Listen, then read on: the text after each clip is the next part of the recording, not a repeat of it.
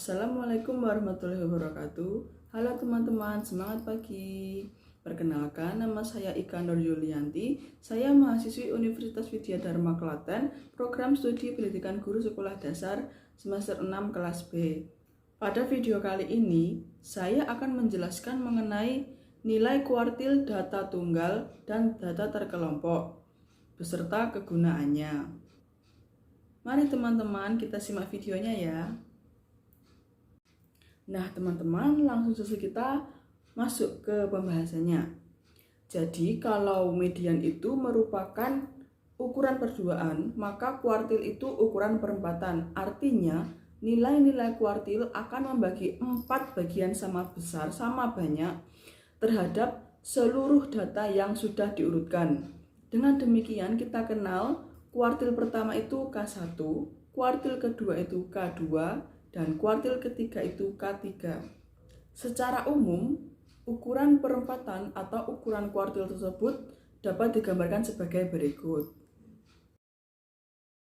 Jika banyak data atau N kurang dari sama dengan 3, maka banyak data yang ada di bawah K1 adalah N1.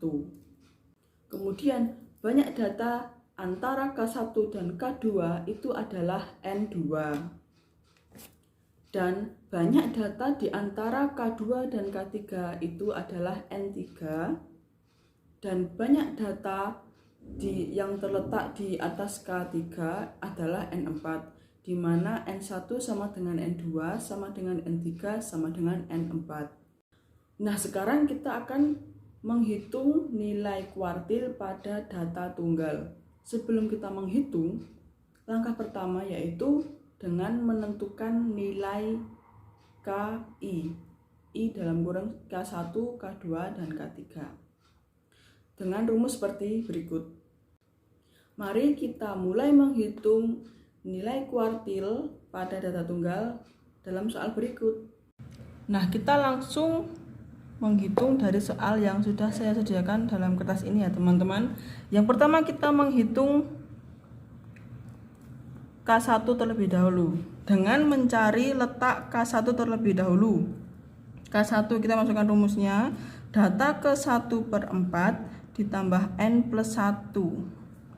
Nah, 1/4 N itu jumlah seluruh data, 1, 2, 3, 4, 5, ada 5 data. Kemudian kita hitung 1/4 5 tambah 1, 6 sama dengan 1,5. Artinya nilai K1 ini terletak di antara data ke-1 dan data ke-2. Kemudian kita menghitung K1.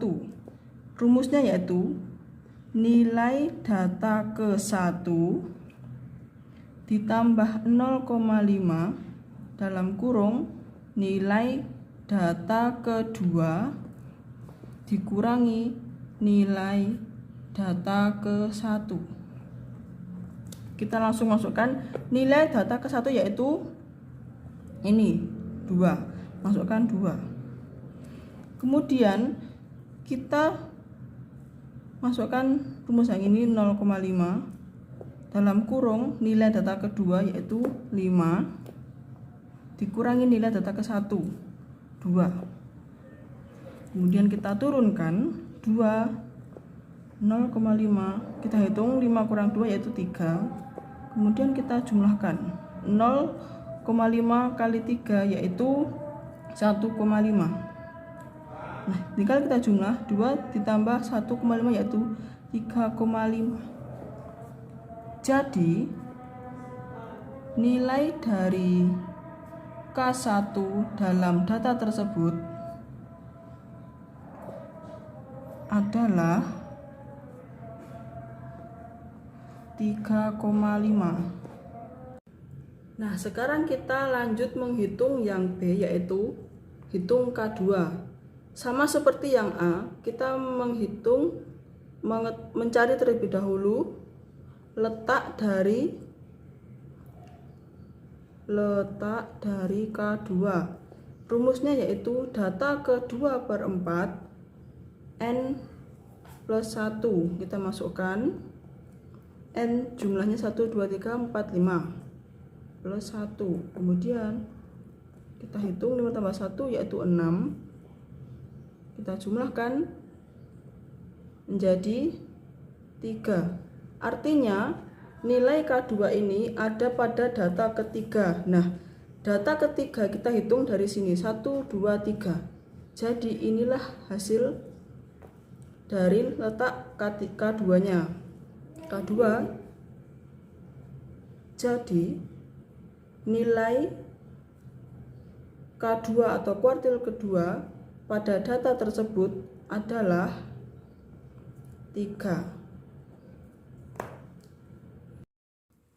Selanjutnya kita masuk ke pembahasan kita yang kedua, yaitu nilai kuartil pada data terkelompok. Nah, untuk nilai kuartil pada data terkelompok ini bergantung pada I per 4N, di mana I itu K1, K2, dan atau K3. Nah, untuk itu K1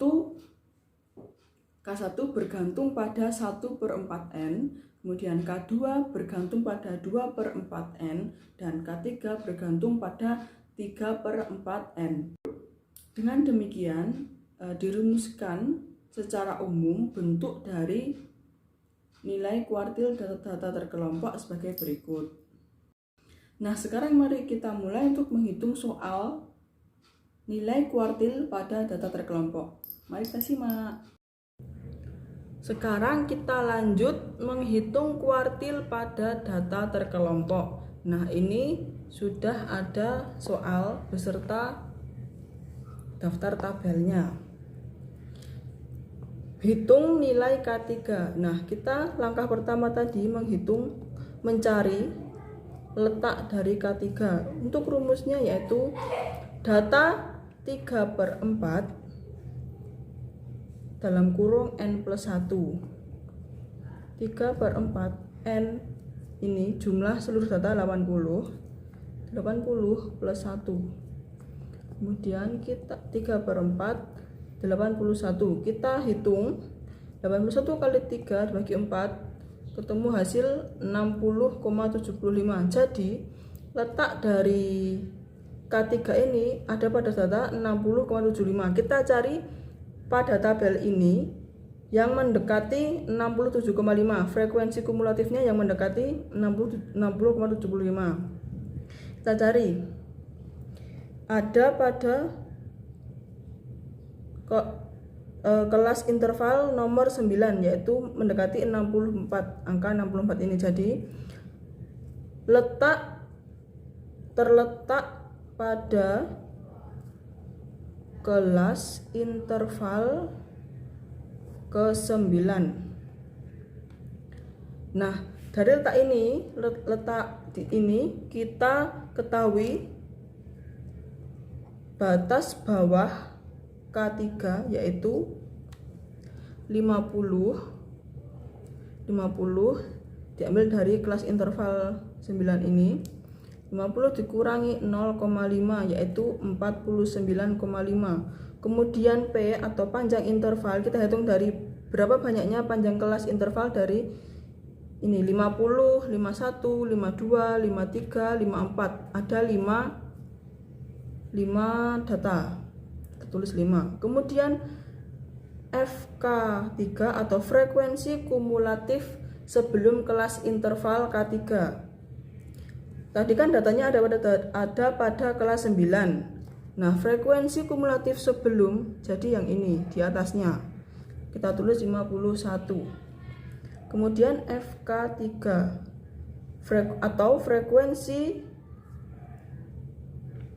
atau frekuensi kelas interval yang mengandung K3, yaitu frekuensi pada data 9 kelas 9 ini.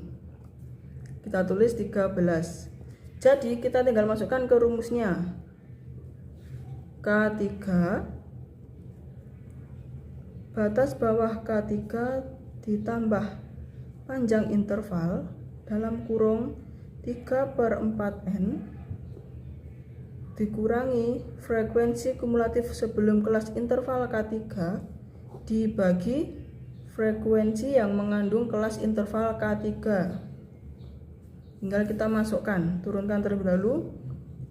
Batas bawahnya yang ini. Kita tuliskan 49,5 dan ditambah panjang intervalnya 5. 3/4 N ini yang Nah, 3/4 ini kita peroleh hasil 60. Kemudian FK3-nya 51. Frekuensi K3 ini 13. Kemudian kita hitung 49,5. Ini hasilnya 9/13. Kemudian kita turunkan lagi 49,5 ditambah hasil dari perkalian 5 kali 9 dibagi 13 yaitu 45/13. Kita hitung yang ini dibagi terlebih dahulu menjadi 3,46. Nah, kita peroleh hasil 52,96. Jadi nilai K3 pada data tersebut adalah 52,96.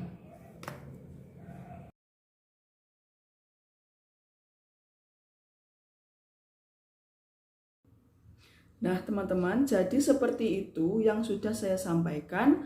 Apakah ada yang belum jelas? Jika ada yang belum jelas, bisa ditanyakan melalui kolom komentar ya. Semoga bermanfaat.